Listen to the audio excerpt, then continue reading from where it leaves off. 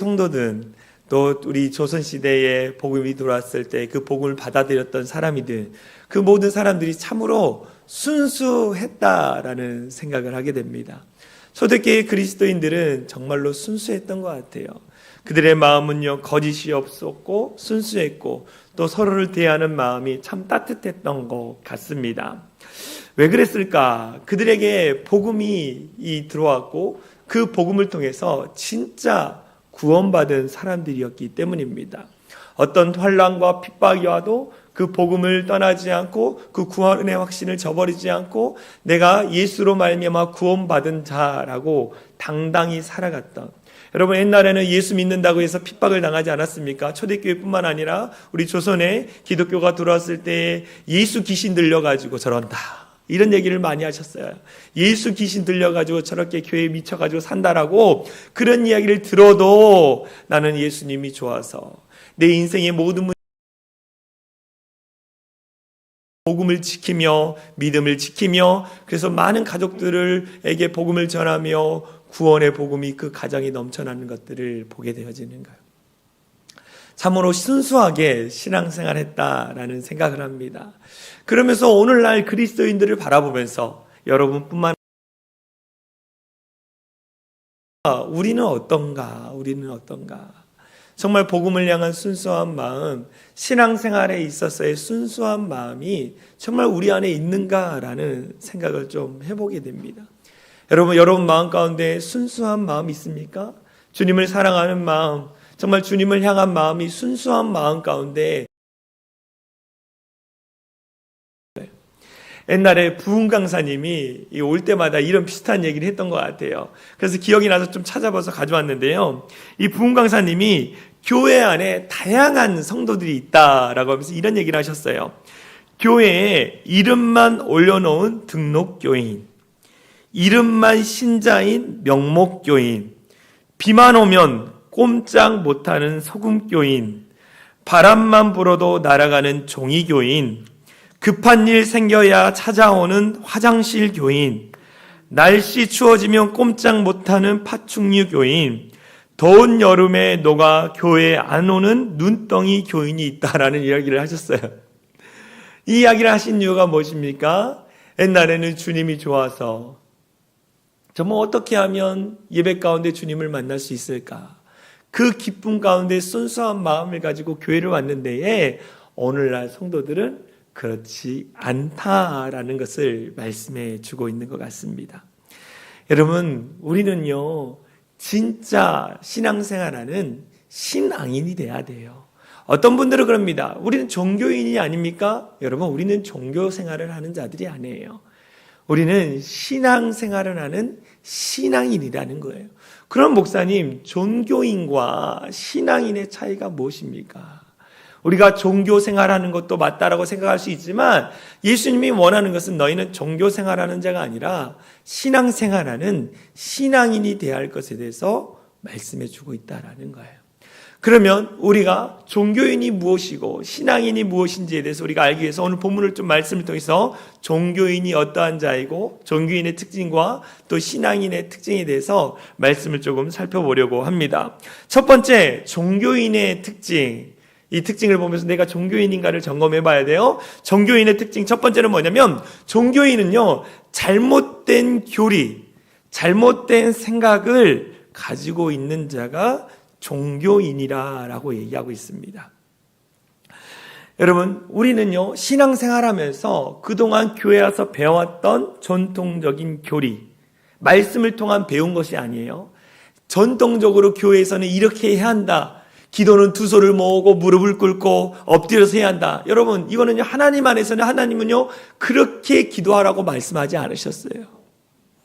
그런데 어느 순간 그것이 전통이 되어져서 우리의 생각을 가지고 무릎을 꿇고 엎드려 눈물로 기도해야만이 하나님이 받으신다라는 기도라고 생각해요. 그것도 마찬가지 기도이지만 그것이 전부는 아니다라는 거예요. 이것이 어떻게 보면 우리 안에 잘못된 교리와 같은 생각이라는 거예요. 오늘 본문에 누가 나옵니까?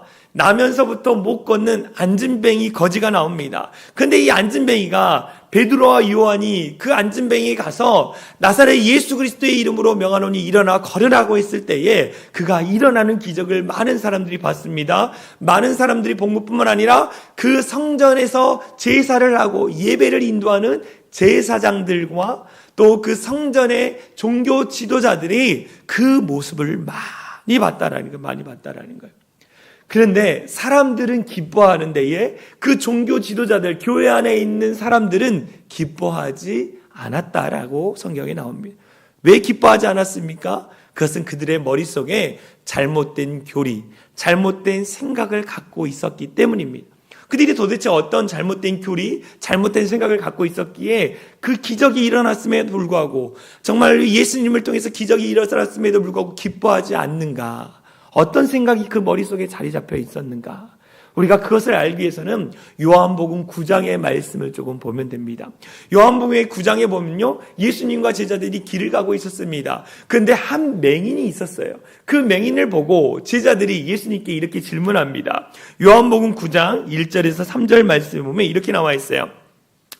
예수께서 길을 가실 때에 날 때부터 맹인된 사람을 보신지라. 제자들이 물어 이르되 랍비여, 선생님이여, 이 사람이 맹인으로 난 것이 누구의 죄로 인함이니까? 자기니까? 그의 부모니까? 예수께서 대답하시되 이 사람이나 그 부모의 죄로 인한 것이 아니라 그에게서 하나님이 하실 일을 나타내고자 함이라 라고 말했어요. 예수님과 제자들이 길을 가는데 눈이 보이지 않는 사람이 있었습니다. 그때 제자들이 뭐라 그랬어요? 예수님, 저 사람이 눈이 먼 것이, 눈이 보이지 않는 것이 그 부모의 죄가 많아서입니까? 아니면 자신의 죄가 많아서 저렇게 맹인이 됐습니까? 라고 질문하고 있는 거예요. 근데 예수님이 뭐라고 그랬습니까? 하나님이 하시고자 하는 일을 위해서 지금 이 사람이 맹인이 됐다라고 이야기합니다. 여러분, 이 제자들의 머릿속에는 무엇이 있습니까?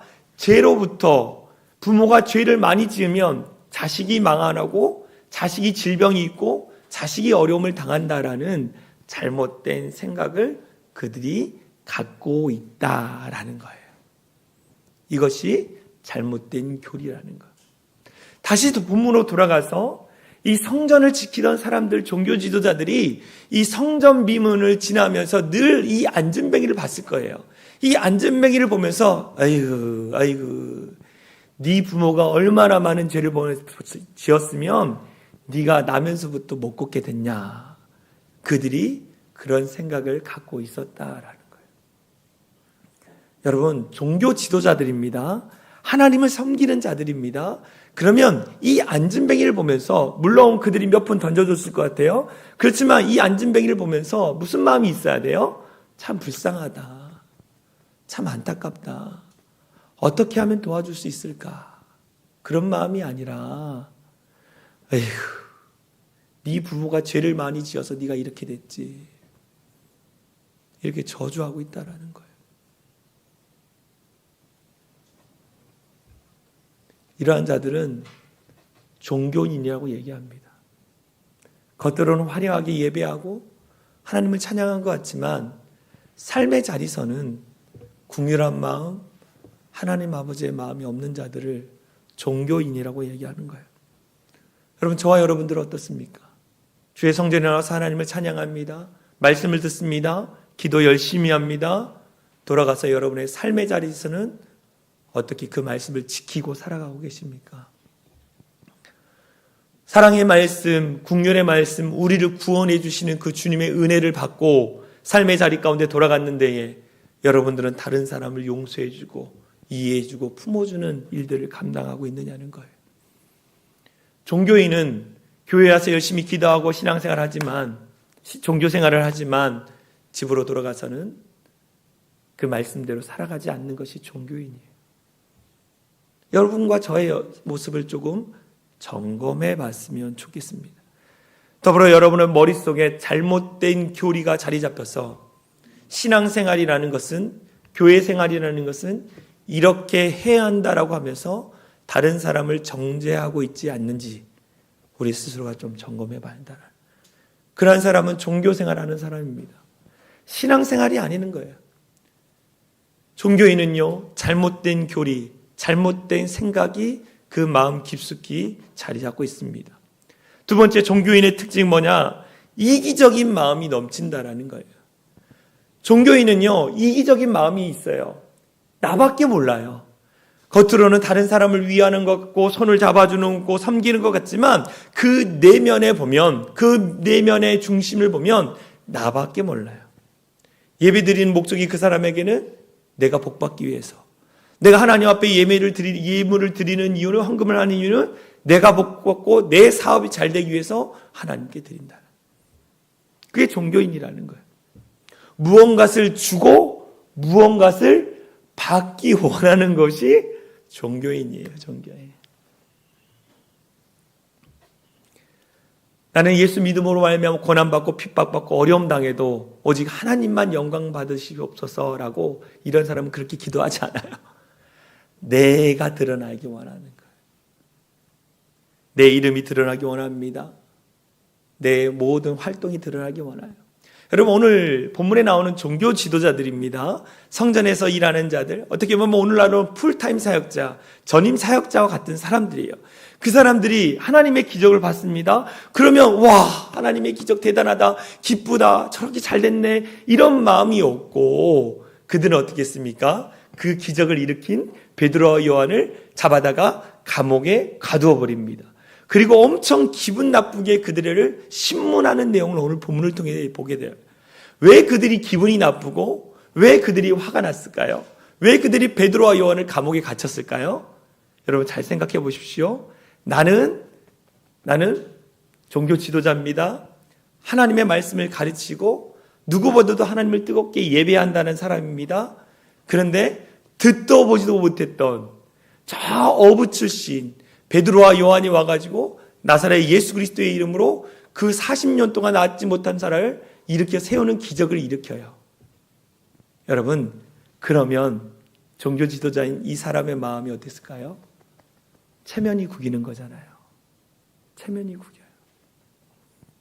내 위치가 높았는데 어부 출신 베드로가 이랬는데 베드로와 요한이 그 기적을 일으키니까 지금 어떻게 됐어요? 5,000명의 사람들이 믿었다라잖아요. 그럼 그 사람들의 이름이 올라가니까 이 사람들의 마음이 어땠을까요?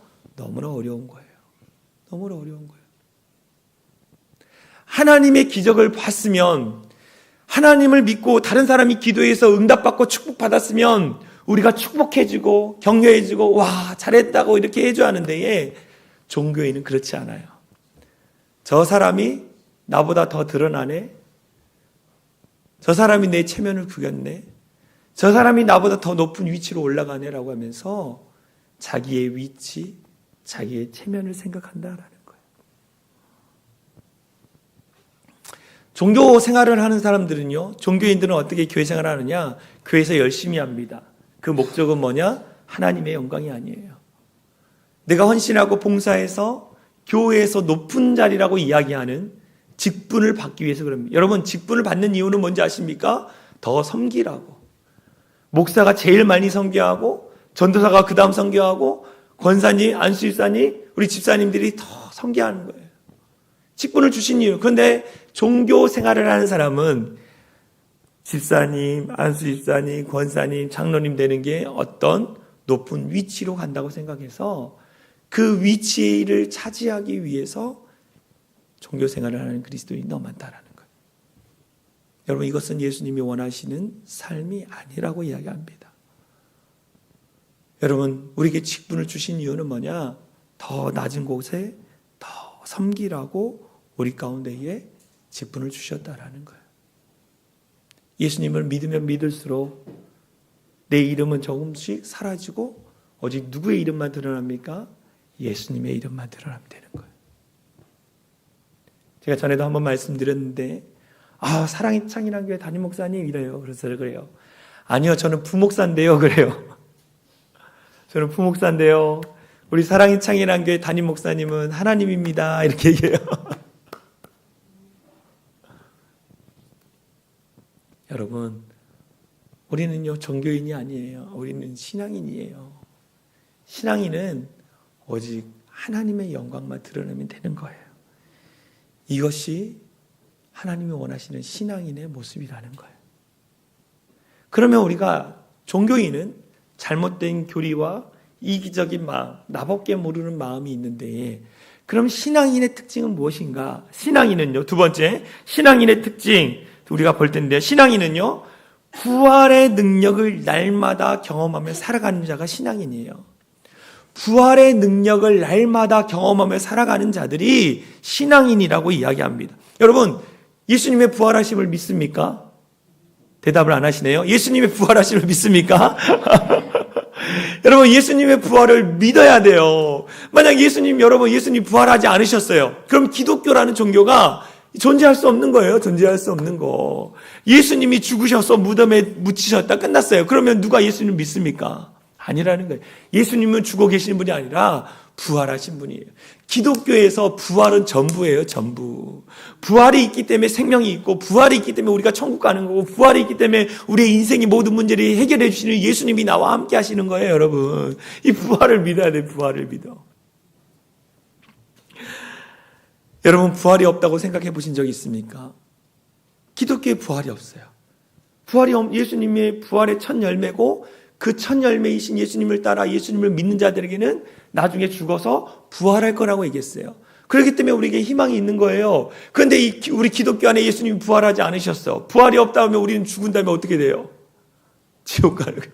부활이 없는 거예요. 우리는 절망이고 낙심이고 그냥 인생 자체가 우리에게 허무와 절망이지만, 우리에게는 부활이 있기 때문에 이 땅에서 열심히 예수 믿고 예수 복음을 전하며 정말 예수님의 영광을 드리며 살아갈 때에 하늘의 상급이 크다라고 말씀하셨어요. 그래서 우리는 이 땅에서 열심히 예수 복음을 증거하면서 우리가 저 천국에 갔을 때 우리에게 하나님의 이 면류가 말할 수 없는 신령한 상급이 있기 때문에 우리는 힘있게 살아가는 거예요.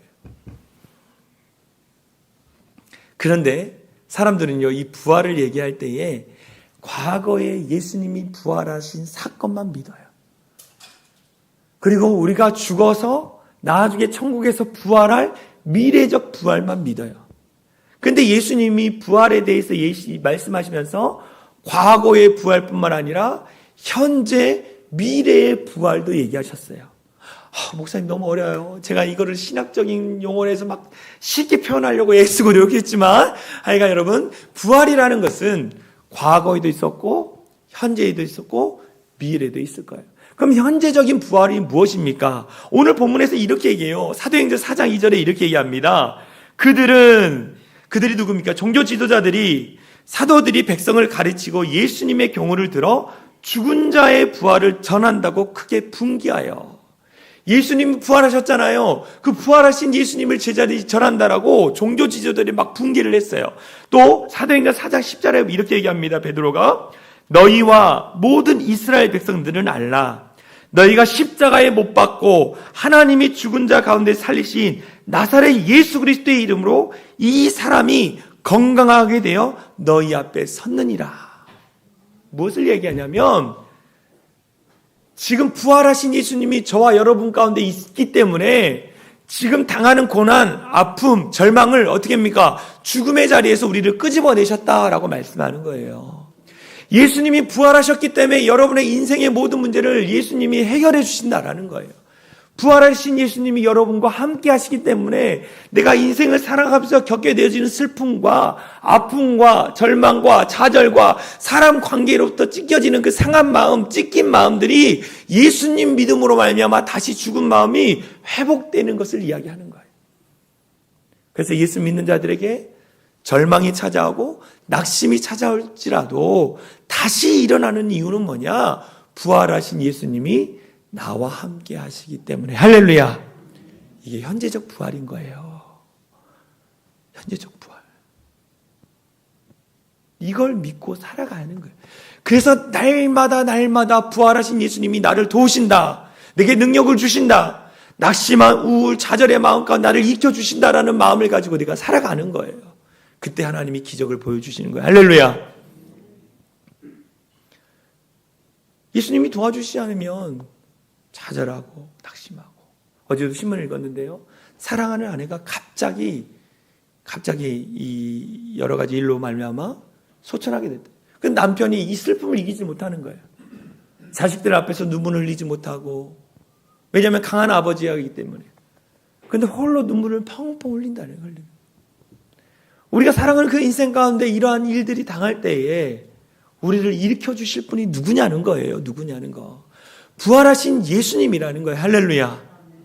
부활하신 예수님 우리를 일으켜 주십니다. 할렐루야.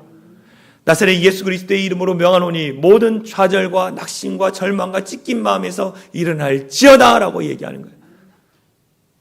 앉은 베개와 같이 포기해져 버린 마음, 이제는 나는 끝났어, 나는 평생 이렇게 구걸하며 살 수밖에 없는 인생이야 라는 그 좌절의 마음을 갖고 있는 자들에게 부활하신 예수님이 말씀하시는 거예요. 나사렛 예수 그리스도의 이름으로 명하노니 일어나 걸으라. 오늘 사랑의 창이란 교회 모든 성도들아, 인생의 모든 아픔과 힘든 시간, 문제, 고난 그 가운데에 나사렛 예수 그리스도의 이름으로 명하노니 일어나 걸으라 라고 말씀하시는 거예요. 멈춰 있지 말고 뒤돌아서지 말고 앞만 보고 걸어라 라고 우리 가운데 말씀하시는 거예요. 할렐루야. 이 믿음으로 살아가는 거예요. 부활하신 예수님이 나와 함께 하시는데 왜 그렇게 위축되고 낙심하며 살아갑니까? 문제 앞에서 왜 벌벌 떨고 있는다는 거예요. 여러분, 기도하십시오. 신앙인은 기도하는 거예요. 왜요? 부활의 능력을 경험하기 위해서. 부활하신 예수님이 나와 함께 하셔서 내 문제를 해결해 주실 것을 내가 믿기 때문에 기도하는 거예요. 기도 안 하는 사람이 믿지 않기 때문에 기도 안 하는 거예요. 믿는 사람은 기도하는 사람이에요. 할렐루야. 오늘 이 시간에도 역사하십니다. 할렐루야. 우리가 이 믿음을 가지고 살아야 하는 거예요. 우리가 신앙인의 특징 두 번째는 뭐냐? 신앙인의 특징 두 번째는 예수님을 삶의 기초로 두고 살아가는 자들이 신앙인이에요. 우리의 삶의 밑바닥, 이 바닥은 예수님을 기초로 해서 우리의 인생의 집을 쌓는다라고 얘기하는 거예요. 오늘 무엇을 얘기하느냐? 모퉁이의 머릿돌이라고 이야기합니다. 모퉁이의 머릿돌. 요한복음 4장 11절 말씀을 베드로가 사람들 앞에 선포했는데요. 이 예수는 너희 건축자들의 버린 돌로서, 그 건축자가 누구예요? 유대인들을 얘기하는 거예요. 유대인들이 버린 예수로 말미암아 집 모퉁이의 머릿돌이 되게 하셨다라고 말하는 거예요. 머릿돌. 근데 이 베드로가 선포했던 사도행전 4장 11절 말씀이 시편 118편 22절에서 24절 말씀을 인용한 거예요. 그래서 이렇게 나와 있습니다. 건축자가 버린 돌이 집 모퉁이의 머릿돌이 되었나니 이는 여호와께서 행하신 것이요 우리의 눈에 기이한 바로다. 이 날은 여호와께서 정하신 것이라 이 날에 우리가 즐거워하고 기뻐하리로다. 이 시편 118편은 언제 썼냐? 메시아가 부활할 것을 알았어요. 그래서 이 시편을 썼던 자가 메시아가 부활할 것인데에 너희가 그 부활을 기뻐하고 즐거워할 것이다 라고 고백하고 있는 내용이에요. 이것은 예수님이 나기 몇 천 년 전에 쓰여진 책이에요.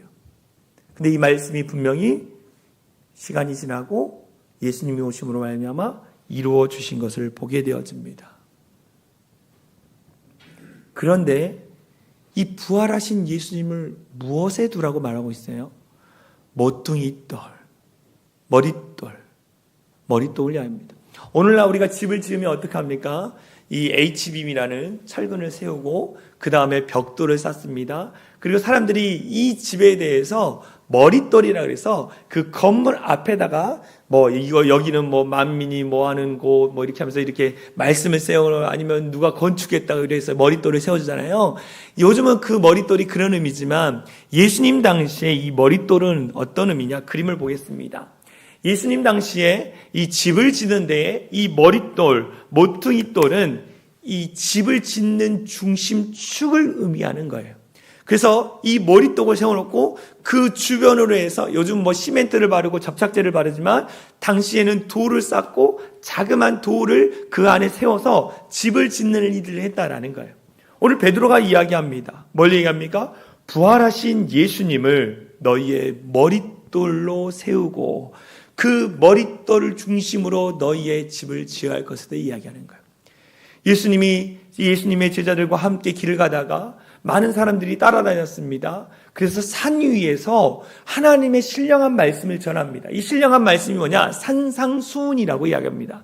그때 산상수훈을 이야기하면서 마지막에 뭘 얘기하느냐? 모든 사람에게는 인생의 집을 짓는다.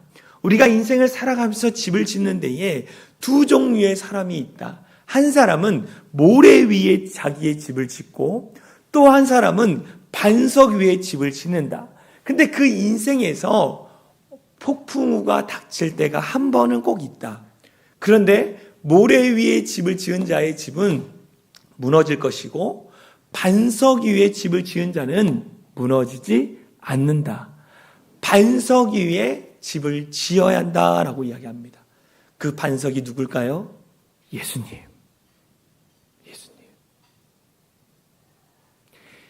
예수님을 내 삶의 기초에 두고 예수님이라면 어떻게 하실까? 예수님이 원하시는 내 인생은 무엇일까? 그러면서 내 인생의 집을 지어 가야 한다는. 그래야만이 무너지지 않는다라고 이야기해요. 신앙인은 예수님의 말씀 위에 우리의 인생을 짓는 거예요. 예수님의 말씀 위에 우리의 인생을 만들어 가는 거예요. 가정을 세우고 또 내게 주어진 모든 것을 세워가는 거예요. 그런데 한 가지 더 생각할 것은 뭐냐? 예수님의 머릿돌 위에, 모퉁이돌 위에 우리의 인생의 집을 짓는 데에 그 벽돌, 짓는 그 벽돌을 무엇으로 사용하느냐는 거예요. 여러분의 생각으로, 여러분의 마음에 있는 거, 세상이 이야기하는 가치관으로 벽돌을 짓고 쌓고 있습니까? 그것조차도 무너진다고 얘기해요. 다시 말해 뭐냐? 너희가 열심히 예배하고 신앙생활 하는 데에 세상의 것으로 너희 집을 짓지 말아라. 하나님의 말씀으로 너희의 인생의 집을 지어야 한다. 벽돌을 쌓으라는 거예요. 그래야만이 아름다운 집, 하나님이 쓰시기에 복된 집을 만들어 갈 것이라고 말씀하는 거예요. 그럼 목사님 궁금한 게 있습니다. 우리가 다 예수를 믿고 예수님의 모퉁이 위에 우리 인생의 집을 짓고 있는 데에 그 집이 잘 지어져 가고 있는지 아니면 이상하게 막 폐가처럼 그렇게 지어가고 있는지를 어떻게 압니까? 라고 질문할 수 있어요. 똑같이 예수님의 기초 위에 집을 짓는데 어떤 사람은 잘 집을 짓고 어떤 사람은 이상하게 집을 짓고 그걸 어떻게 할 수 있습니까? 여러분 아는 방법 딱 한 가지예요. 내가 예수 믿고 변화됐느냐는 거예요. 내가 예수 믿고 변화됐으면 내가 집을 잘 짓고 있는 거예요. 그런데 내가 예수 믿어도 변화가 없고 삶의 기쁨이 없고 감사가 없으면 예수님이 쓰실 만한 집을 아름답게 짓고 있지 않다라는 거예요. 여러분들에게 질문합니다. 여러분 변화되셨습니까? 작년보다 올해 더 변화되셨느냐는 거예요. 정말 하나님이 기뻐하시는 모습으로 변화됐습니까? 어제보다 오늘 더 변화됐습니까? 이전의 아버지의 모습에서 지금 아버지의 모습이 더 기쁘고 즐거고 자녀들이 정말 우리 아버지 사랑한다라고 변화되셨습니까? 여러분의 가정이 작년보다 올해 더 변화되셨습니까? 그 사람은 신앙인으로서 예수님의 말씀 위에 집을 잘 짓고 있는 거예요. 근데 변화도 없고 기쁨이 없고 맨날 문제투성이라 그러면 여러분 그 집은요 예수님의 말씀이 온전히 짓고 있지 않는 거예요. 말씀을 들어도 말씀대로 행하지 않기 때문에 종교 생활하기 때문에 집이 아름답게 지어지지 않는 거예요. 여러분의 인생의 집을 보십시오. 여러분의 인생의 집을 보면서 내가 지금 잘 짓고 있는가? 내가 엉망진창으로 짓고 있는가? 한번 바람이 불면 무너질 집을 짓고 있는가? 내가 정말 변화되고 있는가? 여러분 예수님의 복음에는요 능력이기 때문에 복음을 마음속에 받아들이는 삶은 변화되게 있어요. 변화되게 되어 있다라는 거예요. 근데 변화되지 않는 이유는 뭐냐? 말씀대로 살지 않기 때문에. 종교인으로 그냥 몸만 왔다 교회 왔다 그냥 예배 잘 들었다 그리고 가서 그냥 살기 때문에 그런 거예요. 여러분 우리 종교인 되지 말고 신앙인 됐으면 좋겠습니다. 할렐루야.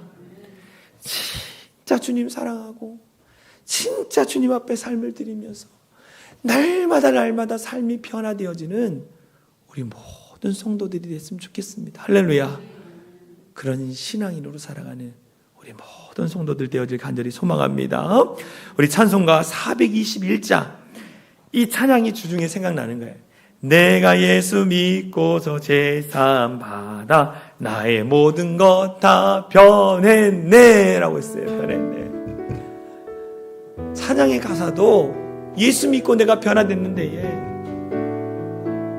내가 변화되지 않은 종교인이 아니라 변화되는 신앙인이 되기 원합니다. 우리 같이 찬양했으면 좋겠어요. 찬송가 421장입니다. 내가 예수 믿고서 제삼 받아 나의 모든 것 다 변했네. 지금 내가 가는 길 천국길이요 주의 피로 내 죄가 씻겼네. 나의 모든 것 변하고 깊이로 그 속 받았네. 하나님은 나의 구원 되시오니 내게 정죄하. 주님 밝은 빛대사, 주님 밝은 빛대사 어둠을 치고 나의 모든 것 다 변했네. 지금 내가 주 앞에 온전케 되는 주의 공로를 의지하 나의 모든 것 변하고 깊이로 그 속 받았네. 하나님은 나의 구원 되시오니 내게 정죄하. 3절입니다. 내게 성령 임하고 깨끗이사 나의 맘에 가득 채우며 모든 공권에게서 물리치시니 내 맘 항상 주 안에 나의 모든 것 변하고 깊이로 그 속 받았네. 하나님은 나의 구원 되시오니 내게 정죄. 1절만 다시 합니다. 내가 예수 믿고서 제삼 받아 나의 모든 것 다 변했네. 지금 내가 가는 길 천국길이요 주의 피로 내 죄가 씻겼네. 나의 모든 것 변하고 깊이로 그 속 받았네. 하나님은 나의 구원 되시오니 내게 정죄함 없겠네.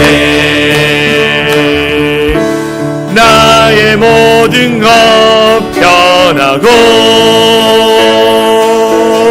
깊이로 그 속 받았네. 하나님은 나의 구원 되시오니 내게 정죄함 없겠네. 여러분, 한국교회를 보십시오. 많은 종교인들이 많습니다. 많은 종교인들이 자기의 잘못된 생각과 잘못된 전통으로 다른 사람들을 정죄하고 핍박하는 자들이 많아요. 이기적인 마음을 가지고 신앙생활하는 사람이 너무 많습니다. 자기의 이득을 위해서, 자기의 이름을 위해서 신앙생활하는 자는 너무 많아요. 여러분, 그런 종교인이에요. 우리는 신앙인입니다. 날마다 부활의 기쁨을 맛보고 날마다 죽음의 마음, 죽음의 좌절의 마음에서 우리를 살려주시고 우리를 회복시키시고 우리를 거룩하다고 말씀하시며 우리가 날마다 다시 새롭게 되길 원하시는 주님을 믿는 자들은 신앙인이라는 거예요. 더불어 여러분, 신앙인은요 삶이 변화되는 거예요. 삶이 변화되는 거예요. 날마다 삶이 변화되어져서 오직 하나님께 영광 올려드리는 자들이에요. 이 시간 같이 기도하기 원합니다. 하나님, 내가 종교생활은 종교인이 아니라 신앙생활하는 신앙인이 되기 원합니다. 진짜 예수 믿고 변화되어져서 내 인생의 집을 정말 아름답게 주님 쓰시기에 가장 아름다운 집을 지어갈 수 있는 우리 모든 성도들 되게 해달라고 우리 같이 기도하겠습니다. 기도합니다. 사랑과 은혜가 많으신 하나님 감사합니다. 우리가 오랫동안 신앙생활했습니다. 10년, 20년, 30년 신앙생활해도 내가 정말 하나님 신앙인이 아니라 종교인으로 살아갈 때가 너무나 많습니다. 종교생활